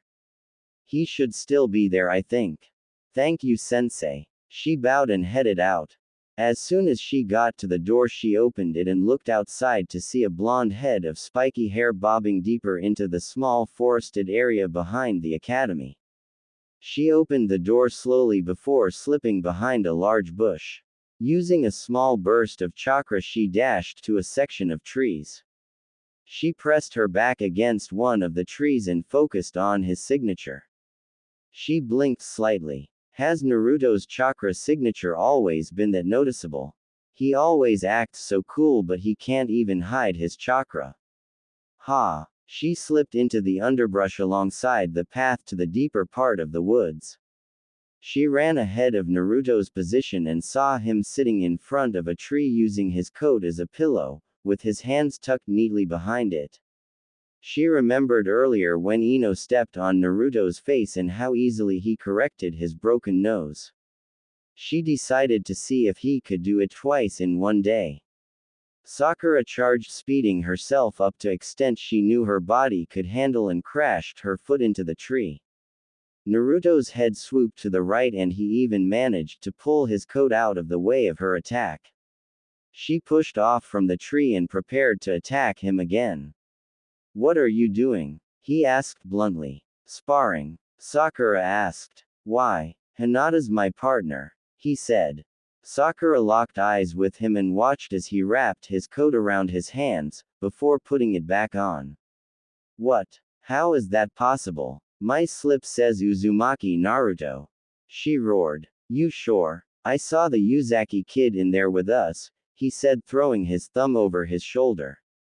"No. It was Nakato. It was you. See," she screeched as she took out her slip and showed him. He took it and then flipped it around to show her as well as his own. USACHINAKADO. Hyuga Hinata. For the smartest girl in our class, you do some dumb stuff when you're pissed off, he deadpanned. "Hey!" Sakura's watcher signaled to Mizuki. "Did you see that?" "Yeah. I wonder what he's gonna do." Sakura roared in frustration and punched a second tree. Naruto blinked as he heard the heartwood crack. "Shit. This day has been horrible and it all started with you." Sakura pointed at him and began poking him in the chest. You're a stupid, freaky, little bastard and you always ruin things for me. Why Naruto, why can't you just leave me alone? Naruto blinked at her and grabbed her hand. He pulled her close and used his other hand to grab a handful of her hair. Sakura, grow up. What? Let me go. She tried to break his hold but he had somehow kept her feet behind her, throwing off her sense of balance. Why would I take time out of my day for you? Why you said. Don't tell me what I said. I know perfectly well that I gave you the option to have actual substance instead of a pining little girl's dream. You're so deep in Sasuke's you can't even tell you smell shit anymore. He pushed her away. At least Ino is more receptive. She hates you as much as I do. Sakura screamed. Naruto grinned. Then you must not hate me that much. What do you mean? Just because we put on this show at school doesn't mean it holds outside these halls. Ino and I have been very friendly toward each other for a while now. Why do you think I know where she keeps that special picture of hers? How do you think I found out how to get it in and out of her body wrap without undoing them? The realization hit Sakura like a ton of bricks. No way, you're lying. If you want to believe it's Sakura-chan. But Ino and I have been waiting for this test for a long time. Once it's over and we'll be free to spend our entire days together, there's a good chance the Mitarashi clan and Yamanaka clan will be learning a lot from each other. It can't be not Ino. Sakura screamed. Naruto stepped toward her. He took her chin in his hand and raised her eyes to his. Why do you say that? Doesn't this leave Uchiha open to you and you alone? Do you really think girls like Kasuna and Tokiko will pass? Or do you even really want him? Sakura quivered as Naruto leaned in. You are so much cuter when you just listen, he explained. Listen to what? She asked as her knees grew weak. My heartbeat. He pressed his lips to hers. Sakura's eyes rolled as she felt his tongue slide over her lips. Despite her best judgment, she opened to receive it only to feel something small slip down her throat. She pushed him away and gasped as her head began to swim. Naruto grinned and held up their sheets of paper. The names slowly warped and faded until it read Uzumaki Naruto and Haruno Sakura. You bastard, you tricked me, she swooned and fell to her knees. We're ninja Sakura. When they spar, they mean incapacitate, and that drug will knock you out for a few minutes, long enough for my victory to be assured. When did you learn genjutsu? She asked. A while ago, but because my chakra control is bad it releases too much chakra to be effective, but when I'm assigned an actual junin that will be something I ask for help on. I hope I get Kurenai sis. I'd love to study under her. And have her for a teacher too. He laughed lewdly before turning and walking away. Sweet dreams Sakura-chan. Sakura slumped forward and clenched her fist, or tried to. Her body barely responded. I'll get him for this. Her eyes slid closed and she began to snore softly. Mizuki and Sakura's watcher dropped into the area and shook their heads. That was pathetic. A young kunoichi falling prey to seduction. The female ninja lamented, holding her head. Seriously, and Naruto is least popular guy in school. He played her like a drum. The drug was a nice twist though, I wonder how he did it. He was punched really hard earlier today, I saw him slip a fake tooth in before he entered class. I think it was a backup plan, Mizuki explained. Anko will be proud. Should we take her to the infirmary? Nah. Just keep an eye on her, I have to get after the blonde brat. She nodded and jumped back into hiding while Mizuki walked off, cursing under his breath. Naruto is doing much better than anyone, how could he possibly? Shit, those stupid teachers gave him bad scores on purpose. They made him look like dead last, hoping his actions would get him kicked out. Damn it. I chose the wrong kid. Sakura awoke to find herself still in the forest. She rummaged in her pockets and found a small wristwatch her father gave her a few years ago. It read 10 minutes to 3, and she had engaged Naruto at about 2:30. Naruto. Naruto. She roared. She tried to push herself up but wobbled and fell. After a few minutes of embarrassing positions and angry gyrations, she was finally able to get to her feet and stumble back to class. She entered to see a few bruised faces and some people nursing arms in slings with medical ninja around healing them. "Ah, Sakura, I'm glad you made it. The next test won't start for a while, so take a seat and relax," Iruka ordered from behind his desk as he read a book. "Where's Naruto?" she hissed. A medical ninja appeared next to her and began to examine her. "Her pupils are dilated. She was given a knockout drug. Stand still, I'm going to clear the last of the effects from you," he explained as he put his palms on her temples and focused energy into her brain. Sakura groaned as she felt for a single instant a blisteringly powerful headache and in the next a cool calming flow that kept her stable. "Ah, thank you," she sighed. "No need to thank me, you would have been fine in about half an hour. I just sped up the process." "Did you win or lose?" he asked. Sakura mumbled her defeat. Also, the winner must not be in too bad a shape. He had crouched down to help her but moved now to help another student. Sakura looked around until she saw Ino, who was unharmed as far as Sakura could tell. Some part of her nagged at her to ask her one-time best friend about what Naruto had said. And so she decided to do just that. "Hey Sakura, who did you fight?" Ino asked. "Have you ever done anything with Naruto?" Sakura deadpanned as soon as she was next to Ino. The blonde's head ticked to the side. "Are you brain dead? What kind of drug did you get? Naruto told me that you two did stuff together. And that's why he was able to get the picture so easily," Sakura went on, ignoring Ino's question. Ino leaned back in her chair, tilting it so it was balanced on the back end. She looked from Sakura to her desk, back to Sakura. With a heavy sigh, she set herself down and looked at her friend. "Okay, me and Naruto fooled around a little bit a few months ago. There, you happy I admit it?" Sakura's eyes widened. Her jaw tumbled down and almost rested on her chest. She tried to say something but everything fell flat. "Besides, what did you two do?" Ino blushed. "It was anything extreme, we just kissed and we kinda touched. He's really good his hands and we'd been working in the garden for a while and I was sore and it felt really good in the garden," Sakura interrupted. "Yeah, during training with his mother. Sister. I don't know what to call her, but while training with Anko, one of his mud clones got blasted into our yard and it tore up some of our flowers. Naruto apologized and brought over a big box full of his own seedlings. He apparently gardens a bit at her house and offered to do yard work for free to make up for it. My parents agreed as long as he didn't cause more trouble, and soon enough I start spending time with him." "Then why do you act the way you do?" Sakura asked, spreading her arms in an exaggerated way. Ino looked at her like she was crazy. "If he talked about you as much as he did mine, you'd get tired of it too, Sakura. But it's not like we spend all this time making out. I just prefer to see him when he's working in the garden, quiet and composed."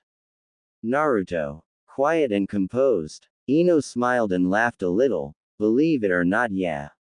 Sakura held her forehead. "God, what happened to you, Ino? You gave your first kiss to Naruto of all people."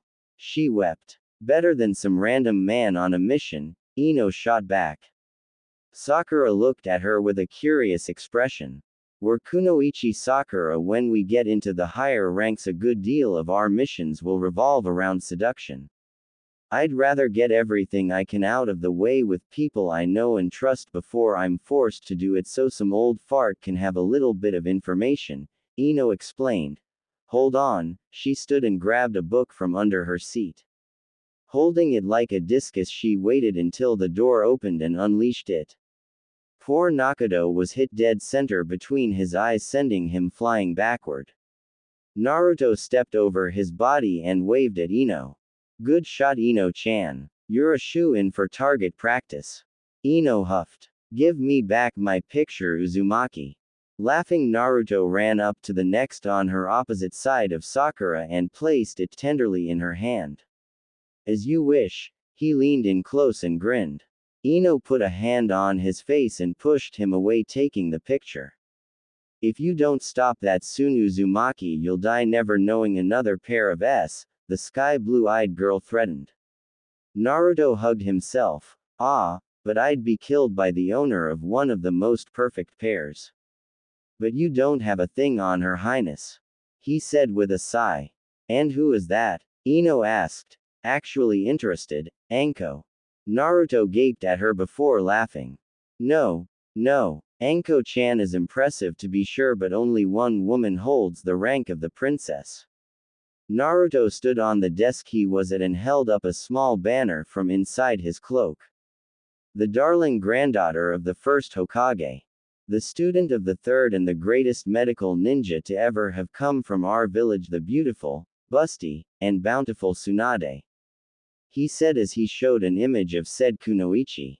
Ino and Sakura blushed greatly as the ideal of all young female ninja ever was wearing a white bikini and posing on a part of the Land of Fire's limited and chaotic coastline.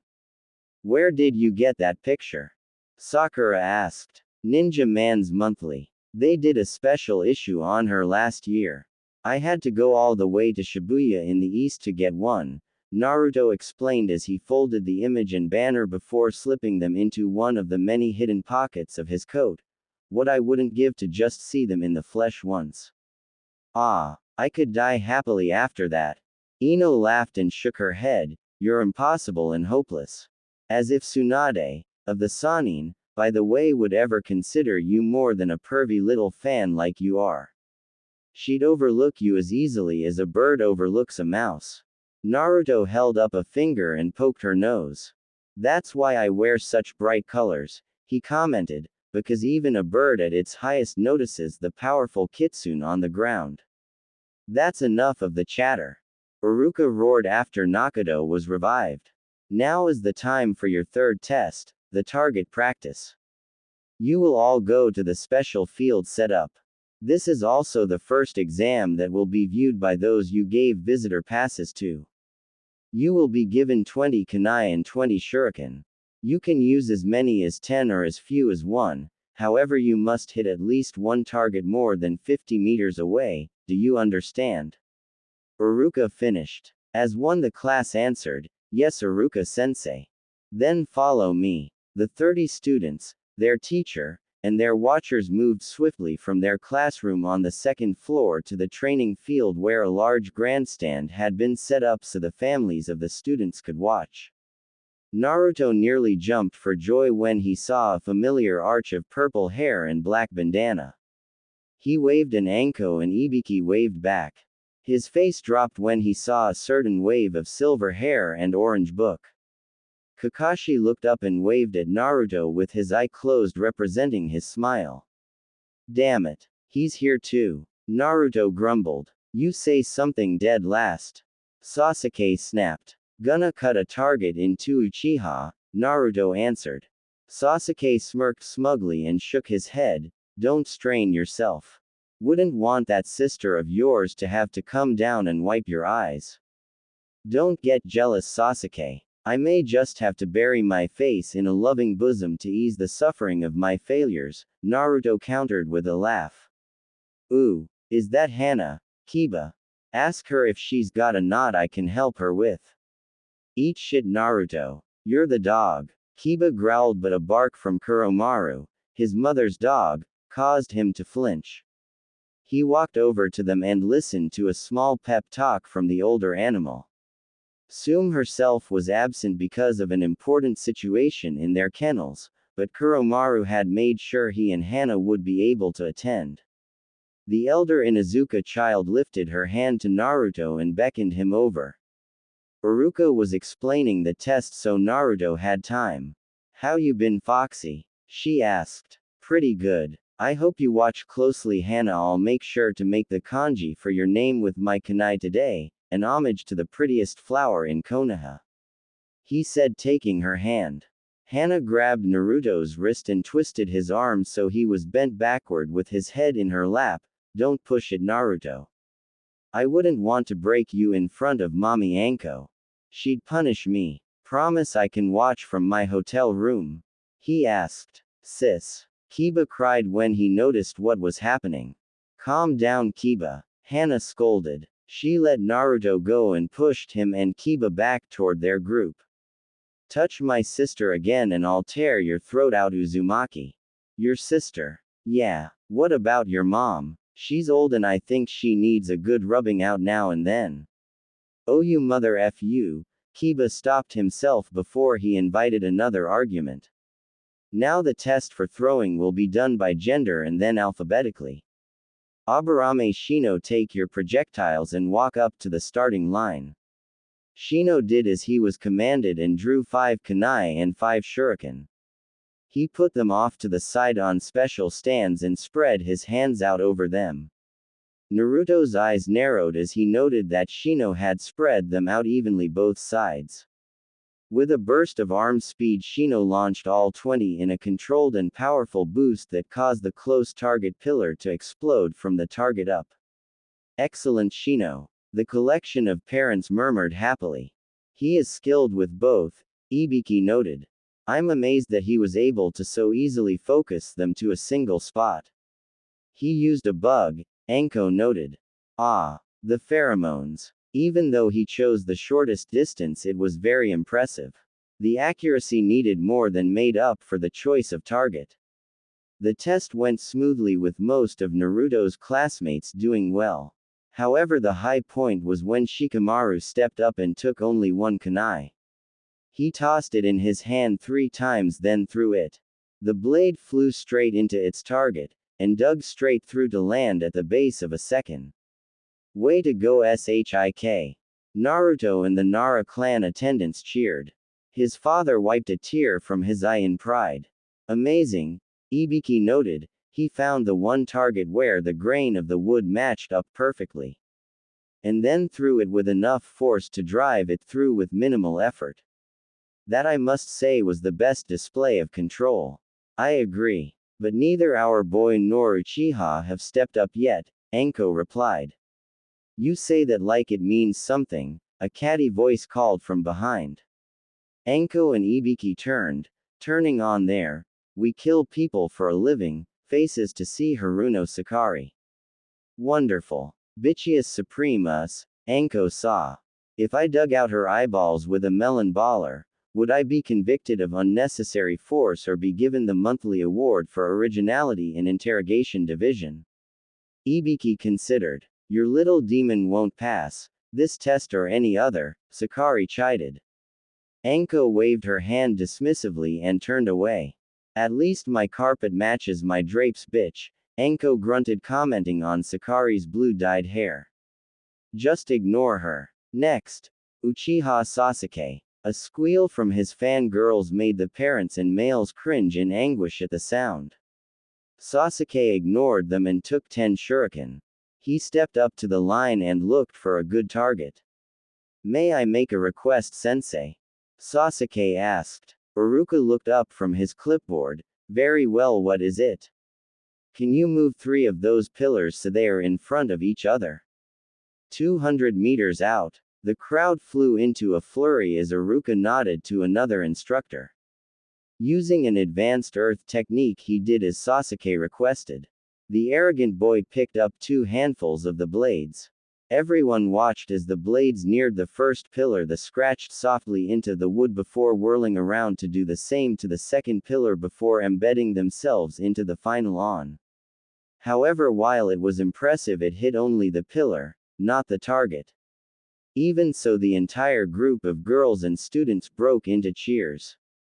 Naruto's eye twitched. Show off. Time to wipe a smile off his face. After Nakato went, Naruto stepped up and grabbed a single kunai. Naruto looked across the field for a few seconds before running back and grabbing 3 more. He then ran back into a full 10. Today, Naruto. Sakura called from behind him. He ignored her and took hold of two.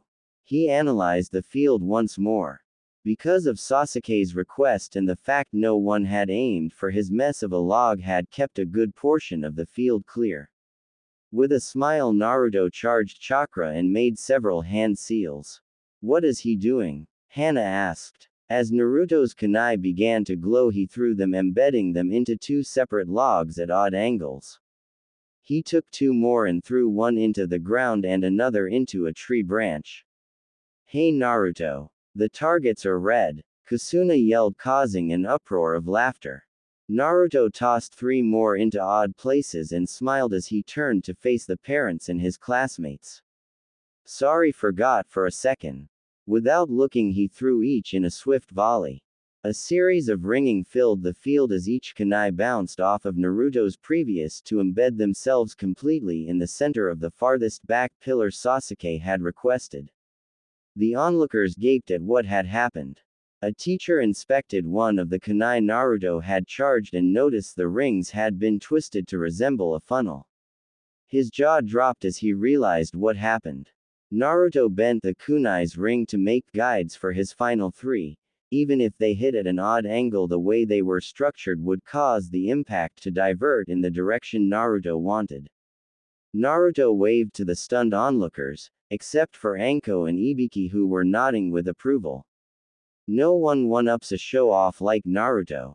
The female branch of the exam went the same, however Sakura did poorly due to the intense gaze of her mother. She did hit a target, but it was nearly the second closest and it was far off center.